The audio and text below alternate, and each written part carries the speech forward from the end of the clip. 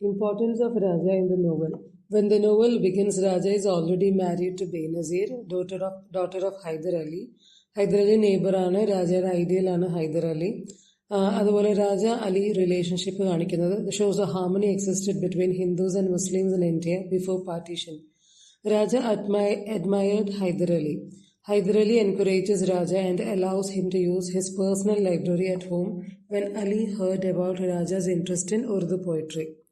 Older Raja, interested in participating Ali's family parties, always gathering in a circle on the lawn, drinks, ice, and beetle leaves, discussing politics, poetry, also heard about Pakistan one day. ഇതൊക്കെയാണ് രാജ അലി ബന്ധത്തിലുള്ളത്. പിന്നെ പറയുകയാണെങ്കിൽ partition rights of 1947 Raja was ഇൽ വിത്ത് TB.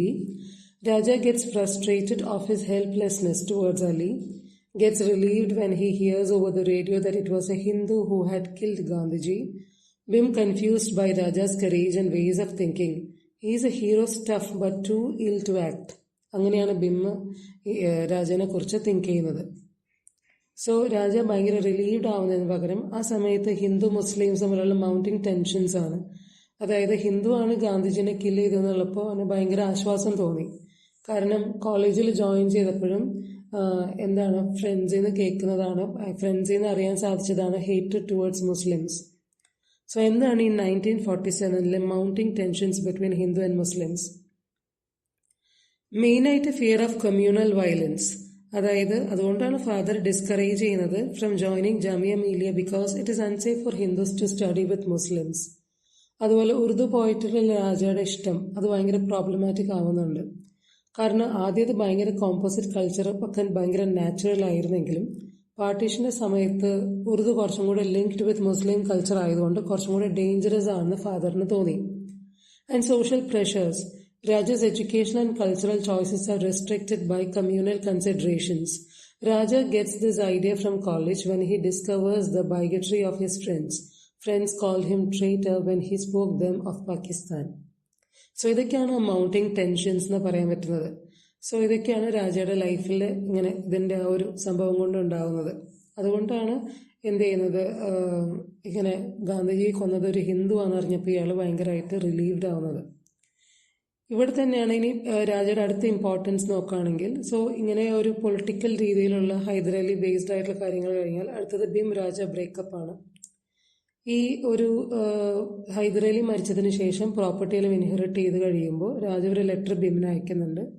ഒരു പാറ്റർനൈസിങ് tone of letter അയക്കുന്നുണ്ട്. അതായത് rent വാങ്ങുന്നില്ല എന്നൊക്കെ പറഞ്ഞിട്ട്. അതായത് ബിം ഭയങ്കരമായിട്ട് ഹ്യൂമിലിയേറ്റ് ആവാണ്. It wounds her pride. 2 betrayals ആണ് രാജയുടെ ബിമ്മിന് എപ്പോഴും ഫീൽ ചെയ്തിട്ടുള്ളത്. ഒന്ന്, walked away from family when Bim relied on him to take control of the business and family after father's death.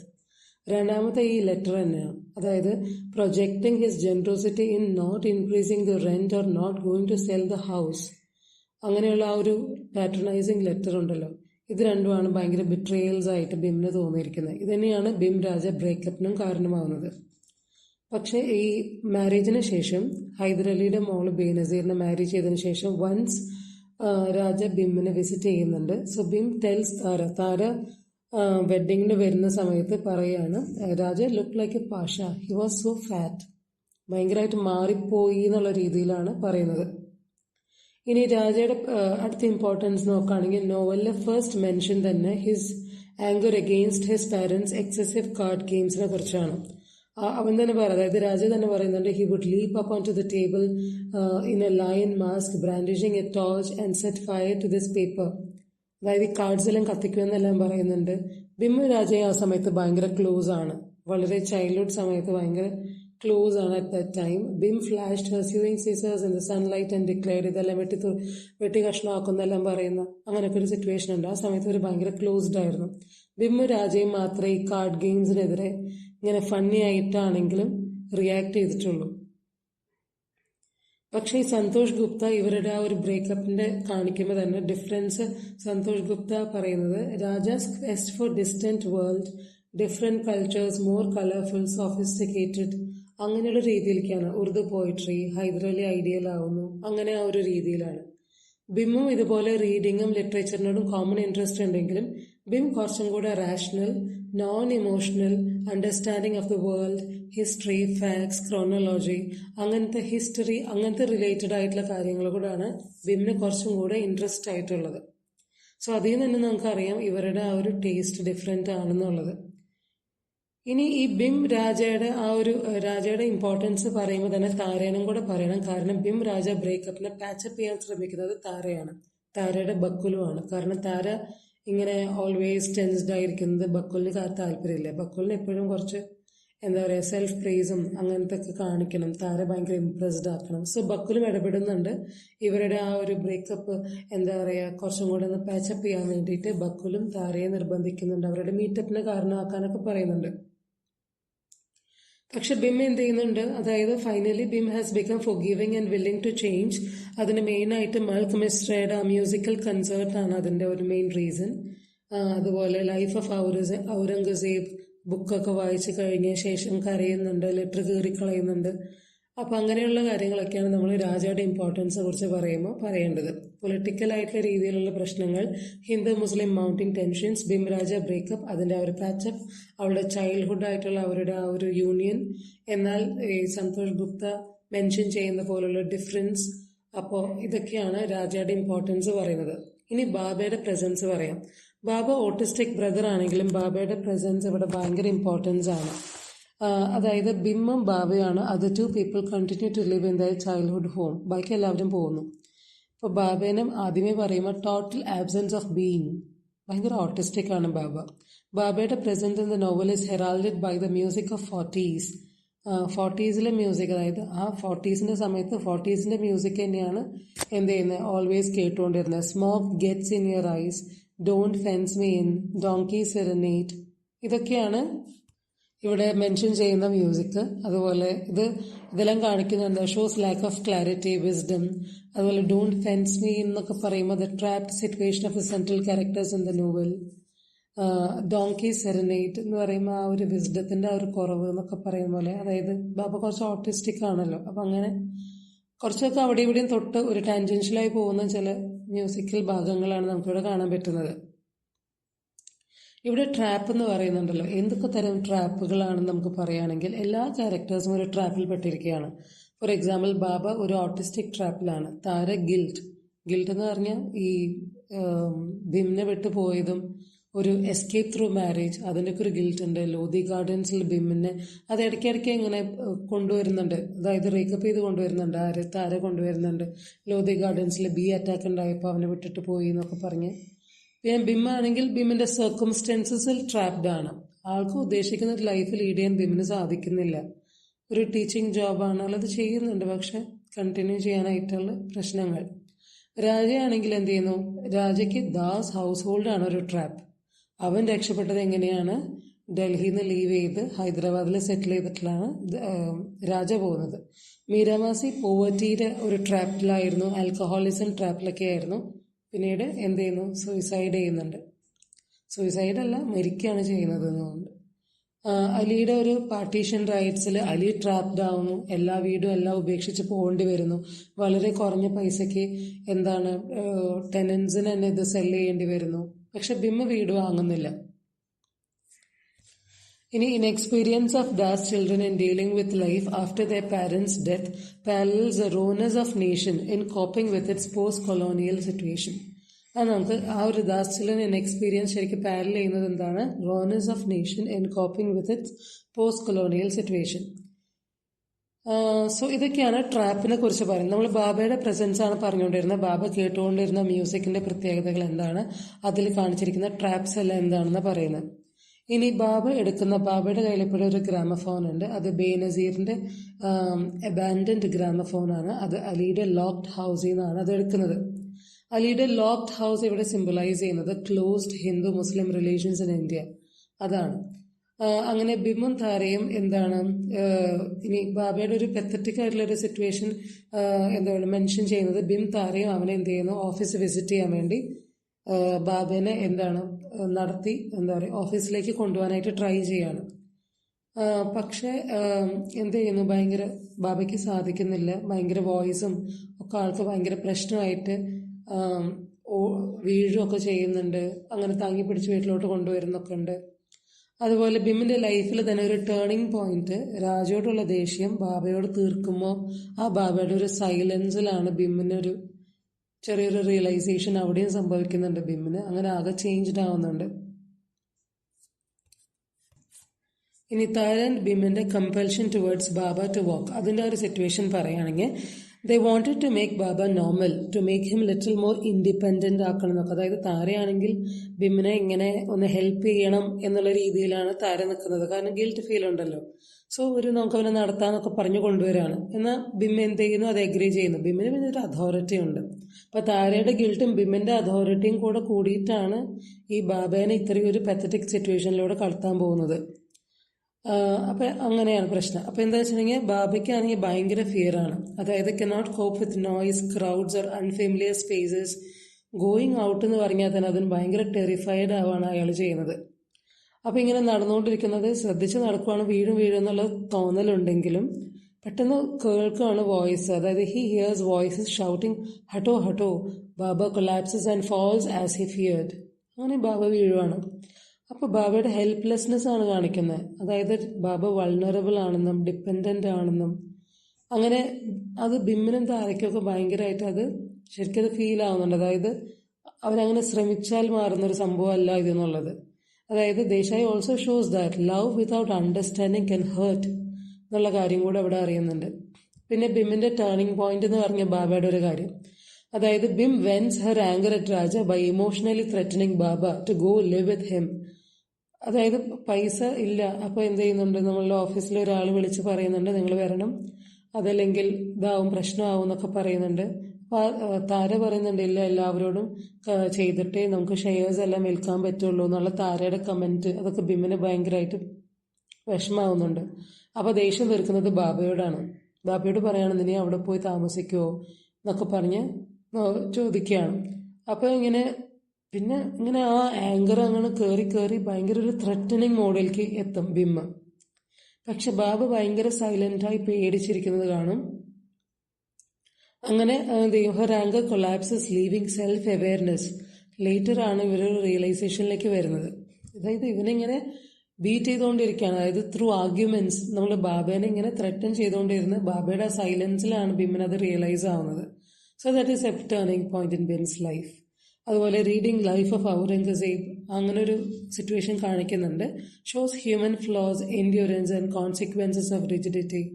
അതുപോലെ Baba suffering and historical reflection. Bim tears up Raja's old letter, act of letting go and forgiving Raja. അപ്പോൾ അതൊക്കെ ബാബയുടെ പ്രസൻസും കൂടെ അതിന് important ആണെന്നുള്ളതാണ്. So ഇതാണ് ബാബയുടെ presence എന്നുള്ള കാര്യം. ഇനി ഇതിൽ അഡീഷണൽ ആയിട്ടുള്ള രണ്ട് കാര്യങ്ങൾ. Why India begin to feel dangerous for many Muslims എന്നുള്ളതാണ്. ആ സമയത്ത് എന്തിനാണ് അതിൽ വേഗം വീടെല്ലാം വിട്ട് പെട്ടെന്നെല്ലാം വിറ്റ് എല്ലാം പോയത് എന്നുള്ളത്. ഒന്നാമത്തെ കാര്യം fear of Hindu majoritarian rule. Muslim leaders worried about ഭയങ്കരമായിട്ട് ചെയ്തിരുന്നതാണ് ഹിന്ദു മെജോറിറ്റേറിയൻ റൂൾ വരുന്നുള്ളത്. അതായത് ഒരു പൊളിറ്റിക്കൽ വോയിസ് മുസ്ലിംസിന് ഉണ്ടാവില്ല എന്നുള്ളത്. അതുപോലെ marginalisation and government jobs and education അങ്ങനെയുള്ള കാര്യം. അതുപോലെ ഹിന്ദു ഡോമിനേഷൻ. 1930s ഓൺവേർഡ്സ് ഈ കമ്മ്യൂണൽ പൊളിറ്റിക്സ് കുറച്ചും കൂടെ വന്നു തുടങ്ങി. കൾച്ചറലിനേക്കാളും കുറച്ചും കൂടെ മേലെയായിട്ട് കമ്മ്യൂണൽ പൊളിറ്റിക്സ്, റിലീജിയൻ ബേസ്ഡ് ആയിട്ടുള്ളത്. അങ്ങനെ മുസ്ലിം ലീഗ് വന്നതുപോലെ ആ സമയത്താണ്. അവനെ ഹിന്ദു സെൻട്രിക് സിമ്പിൾസ് ആണ് അവർ കാണുന്നത്. അതായത് വന്ദേ മാതരം, അതുപോലെ ഹിന്ദി പ്രൊമോഷൻ, ഇതൊക്കെ മുസ്ലിം ഇൻസെക്യൂരിറ്റീസിനെ ഭയങ്കരമായിട്ട് ബാധിച്ചു എന്നാണ് പറയുന്നത്. അതുകൊണ്ടാണ് ഇന്ത്യ കുറച്ചും കൂടെ മുസ്ലിംസിന് ഭയങ്കര ഡേഞ്ചറസ് ആയി ഫീൽ ചെയ്യുന്നതും അവർ വേറൊരു കൺട്രി, ഓൺ ഹോംലാൻഡ് എന്നൊക്കെ പറഞ്ഞ് പാകിസ്ഥാനെ കുറിച്ച് പറയുന്നതും. ഈ 1930s തന്നെയാണ് ഐഡിയ ഓഫ് പാകിസ്ഥാനൊക്കെ വരുന്നത്. 1940 Lahore Resolution formally demanded Pakistan. During raids, not all Muslims, എല്ലാ മുസ്ലിംസും പാകിസ്ഥാനിലൊന്നും പോയിട്ടൊന്നുമില്ല. ഇത് ഇങ്ങനത്തെ കാര്യങ്ങളൊക്കെ പറയുമ്പോൾ Desai does not justify or condemn partition. She shows how fear and misunderstanding shaped history. അത്രേ ഇവിടെ അർത്ഥമാക്കുന്നുള്ളൂ. ഇനി tea party with Biswas and mother. അതായത് ബിശ്വാസിന് ഓൾറെഡി കുറച്ച് ഫീലിങ്സ് ഉണ്ട് നമ്മുടെ ബിമ്മിനോട്. സോ ഒരു ബിശ്വാസ് എന്ത് ചെയ്യുന്നുണ്ട്, ഇവളെ ഇൻവൈറ്റ് ചെയ്യുന്നുണ്ട് മദറിനെ കാണാനും ഒരു ടീ പാർട്ടിക്കൊക്കെ വേണ്ടി. പക്ഷെ അത് ഭയങ്കര ഹ്യൂമിലേറ്റിംഗ് എക്സ്പീരിയൻസ് ആയി ബിമ്മിന് അത് മാറുകയാണ്. ബിമ്മിന് ഭയങ്കര ആർട്ടിഫിഷ്യൽ ആയിട്ടും ഭയങ്കര അൺകംഫർട്ടബിൾ ആയിട്ടും ഫീൽ ചെയ്തു. അമ്മേനെ കണ്ടപ്പോൾ അമ്മ എന്താ ഭയങ്കര ഓവർ ഡ്രസ്ഡ് ആയി, ഓവർ പ്രിപ്പയർഡ് ആയി, ഭയങ്കര ആർട്ടിഫിഷ്യാലിറ്റി. ടീ എല്ലാം സെർവ് ചെയ്യുന്നത് ഭയങ്കര റിജിഡ് മെക്കാനിക്കൽ വേയിലാണ്. Exact number of biscuits and sweets. ഭയങ്കര സൈലന്റ് ആയി ഒരു എൻജോയ്മെന്റ് ഇല്ലാതെ കഴിക്കുന്നത്. ബിശ്വാസ് ആണെങ്കിൽ ഒന്നും പറയുന്നില്ല. അതായത് എഡ്യൂക്കേറ്റഡ് ആണ് ബട്ട് പവർലെസ് ആണെന്നുള്ളൊരു ഇമോഷണലി ഭയങ്കര ഇമ്മച്വർ.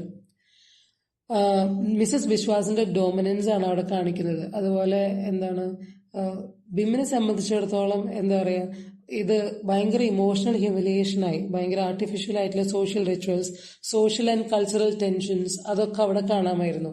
ആൻഡ് ബിമ്മിന്, അതായത് according to Bim, marriage is not an escape. വിശ്വാസം വിളിച്ചു ചെന്നുള്ളത് ഒക്കെയാണ്, പക്ഷെ ഒരിക്കലും ഇതൊരു എസ്കേപ്പിസം ആയിട്ട് എന്ത് ചെയ്യുന്നില്ല, ബിമ്മ് കാണുന്നില്ല. And this humiliation strengthened her decision to remain independent. അതാണ് അവിടെ സംഭവിക്കുന്നത്. ഓക്കെ, പിന്നെ പൊളിറ്റിക്കൽ ഡയമെൻഷൻസിനെ കുറിച്ച് പറയുകയാണെങ്കിൽ യൂണിറ്റ് 3 ഇത് ലേറ്റ് 30s മെൻഷൻ ചെയ്യുന്നുണ്ട്. Few days in 70s. Novel open ചെയ്യുന്നതും ക്ലോസ് ചെയ്യുന്നതും 70s പ്രസന്റ് ടൈം. അതുപോലെ 1947 സമ്മറിനെ കുറിച്ച് പറയുന്നുണ്ട്. പൊളിറ്റിക്കൽ ഡയമെൻഷൻ പറയുകയാണെങ്കിൽ എന്താണ്, ഫോർഗ്രൗണ്ട് ചെയ്യുന്നില്ല പൊളിറ്റിക്കൽ ഹാപ്പനിങ്സ് ഒന്നും 1947 എന്ന് പറയുമ്പോൾ നമ്മൾ കുറേ അങ്ങനെ വിചാരിക്കും. പക്ഷെ എല്ലാം ഒരു പേഴ്സണൽ പെർസ്പെക്റ്റീവിൽ നിന്നാണ് മാത്രമാണ് എന്ത് ചെയ്യുന്നത്, അനിത ദേശായി റെപ്രസെന്റ് ചെയ്യുന്നത്. And also partition of India symbolises the breakup of Das family. Like post independent India looking for new direction, Das children face a crisis related to past. ഇതിൽ ഒരു അനിത ദേശായിയുടെയും സൽമാൻ റഷ്ദിയുടെയും ഒരു കമ്പാരിസൺ പറയുന്നുണ്ട് ഈ ഒരു പൊളിറ്റിക്കൽ ഡയമെൻഷനെ കുറിച്ച്. അനിത ദേശായി ഇവിടെ ഹിസ്റ്ററി ഇൻഡയറക്ട്ലി ആണ് കാണിക്കുന്നതെങ്കിൽ Salman Rushdie narrator openly talks about memory and identity. Anita Desai ആണെങ്കിൽ focused on character, dialogue, interactions. ഇവിടെ ഹിസ്റ്ററി ഭയങ്കര ഇംപ്ലിസിറ്റ് ആണ്, ഇമോഷണൽ ആൻഡ് പേഴ്സണൽ എക്സ്പീരിയൻസ് ആണ്. പക്ഷെ സൽമാൻ റഷ്ദിയുടെ കേസിലാണെങ്കിൽ അത് ഭയങ്കര എക്സ്പ്ലിസിറ്റ് ആണ്, ഇന്റലക്ച്വലൈസ്ഡ് ആണ്, verbalises his philosophy of history. ഇനി അനിത ദേശായിയുടെ ആ ഒരു ഇതിലാണെങ്കിൽ history touches life but do not structure them. പാർട്ടീഷനും വയലൻസും ഗാന്ധിജിയുടെ അസാസിനേഷൻ എല്ലാം ദാസ് ചിൽഡ്രനെ ഭയങ്കരമായിട്ട് എഫക്ട് ചെയ്യുന്നുണ്ട്. പക്ഷെ അത് സ്ട്രക്ചർ ചെയ്യുന്നത് ഇതല്ല.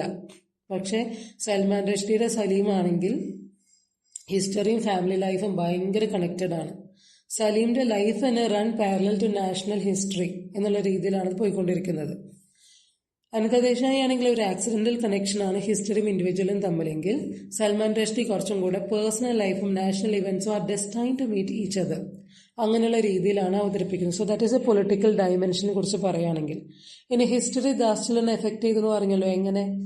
അത് മെയിനായിട്ട് പാർട്ടീഷൻ 1947 ഉണ്ടാകുന്ന റപ്ചർ ആൻഡ് ലോസ്, അലിയുടെ ഫാമിലി ലീവ് ചെയ്തതെന്നുള്ളത്, emotional loss for Raja. Ali പോയപ്പോൾ രാജയ്ക്ക് വിഷമമായി, ബ്രോക്കൺ റിലേഷൻഷിപ്പ്, കാരണം രാജയും ബേനസീറും സ്നേഹത്തിലായിരുന്നു. അൺആൻസർഡ് ക്വസ്റ്റ്യൻസ്, രാജയുടെ ഇൽനെസ്, ഭയങ്കര ഫ്രസ്ട്രേറ്റഡ് ആവുന്ന രാജ. അങ്ങനെ ഇതൊക്കെയാണ് രാജയുടെ ലേറ്റർ ഡെസിഷൻസിനെ ഇൻഫ്ലുവൻസ് ചെയ്യുന്നത്. Emotional withdrawal from family, eventual move away. അതുപോലെ ബിമ്മിന്റെ ഭയങ്കര ഫോഴ്സ്ഡ് ആയിട്ടുള്ള റെസ്പോൺസിബിലിറ്റി. രാജ പോകുന്നു, ബാബേനെ ടേക്ക് കെയർ ചെയ്യണം, താര മാരേജ് ചെയ്തു പോകുന്നു. സോ ബിമ്മിന്റെ ആ ഒരു ഫോഴ്സ്ഡ് മദർഹുഡ്, അതായത് ശരിക്കുള്ള മോം എന്താണ്, ഇമോഷണലി അവിടെ ആബ്സെന്റ് ആണ്. അപ്പം അതുകൊണ്ട് ഫോഴ്സ്ഡ് റെസ്പോൺസിബിലിറ്റി. അതുപോലെ ഗാന്ധിജിയുടെ assassination a novel mark the end of innocence, അതായത് reinforces the world is fragile and unsafe.